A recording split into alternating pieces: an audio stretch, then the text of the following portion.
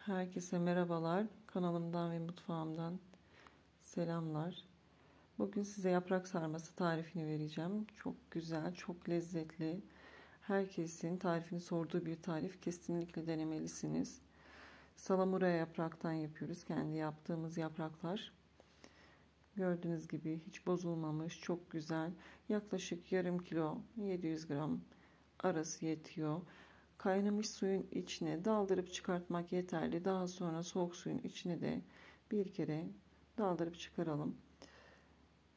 Onlar süzülürken bir baş sarımsağı gördüğünüz gibi minik minik doğrayıp üzerine de bir çay kaşığı kadar tuz ekleyerek bardağın altıyla ezelim.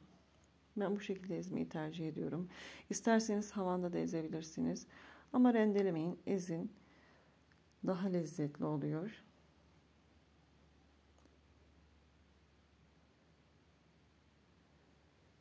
Üç tane soğanı yemeklik küp küp doğrayalım.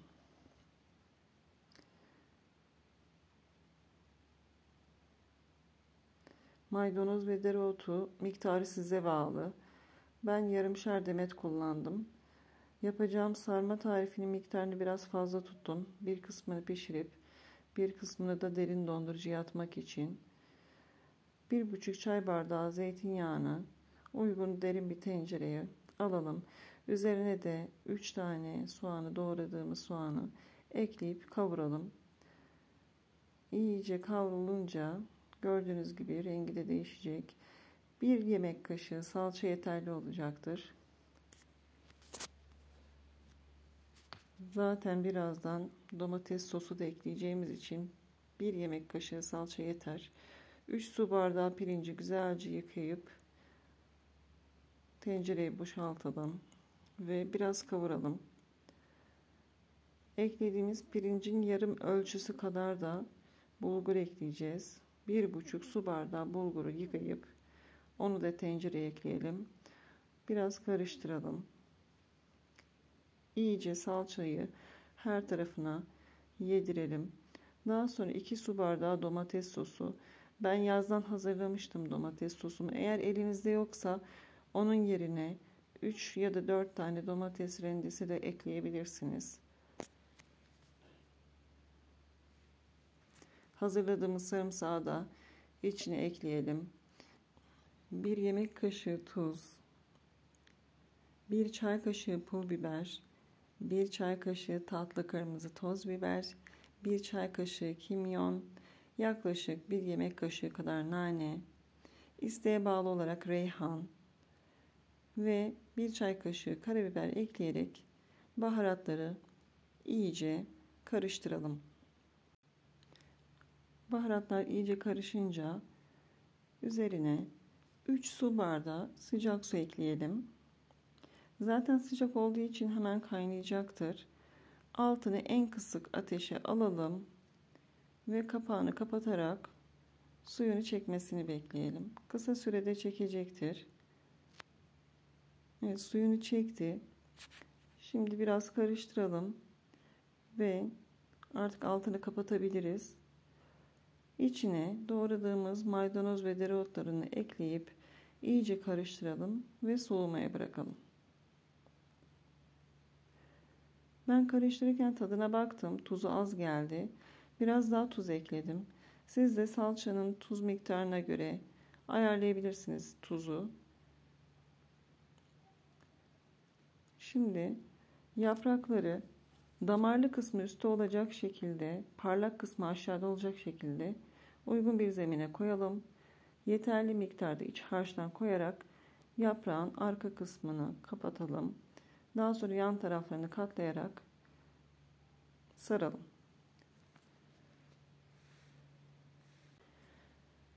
Tekrar damarlı kısmı yine üstte istediğiniz miktarda koyun ve yine size doğru olan kısmı kapatın. Yan tarafları da ters çevirin. Dikkat ederseniz sararken sarmanın boyundan uzun kalan kısımları tekrar içe katladım ki daha düzgün olsun. Siz de o şekilde yapabilirsiniz. İsterseniz daha az harç koyup daha ince yapabilirsiniz. Daha fazla kalın sarma sevenler de harcın miktarını daha fazla tutarak kalın sarmalar elde edebilirler. Kesinlikle bu harçla tadına doyamayacağınız sarmalar elde edeceksiniz. Herkes tarifini sizden isteyecek. Bu şekilde birkaç tane sardım. Daha net görebilmeniz için. İlk defa sarma yapacaklar için önemli. Her aşamasını tek tek anlatmak için birkaç tane sarma sardım. Evet, yan taraflarını düzgünce katlayıp kalem gibi sarıyoruz. Ben biraz daha fazla ölçüde yaptım. Dediğim gibi bir kısmını derin dondurucuya kaldıracağım. Pişirirken derin dondurucudan çıkarıp çözülmesini beklemeden tencereye dizin ve üzerindeki sosu sıcakken dökerek pişirebilirsiniz. Aynı lezzette, aynı tatta, hiç kırılmadan pirinçleri sapasağlam bir şekilde pişiyor. Bir kısmını gördüğünüz gibi derin dondurucu kabına koydum. Kapağını kapatıp derin dondurucuya kaldıracağım. Bir kısmını da yine buzdolabı poşetine koyup pipetle vakumladım. Pişireceğim zaman aynı yöntemle pişireceğim.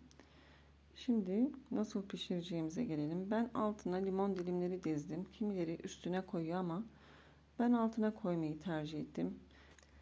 Derin dondurucudan pişirmek için çıkardığınız sarmaların üzerine yaprak yerine yağlı kağıdı yıkayıp sıkarak üzerine koyabilirsiniz.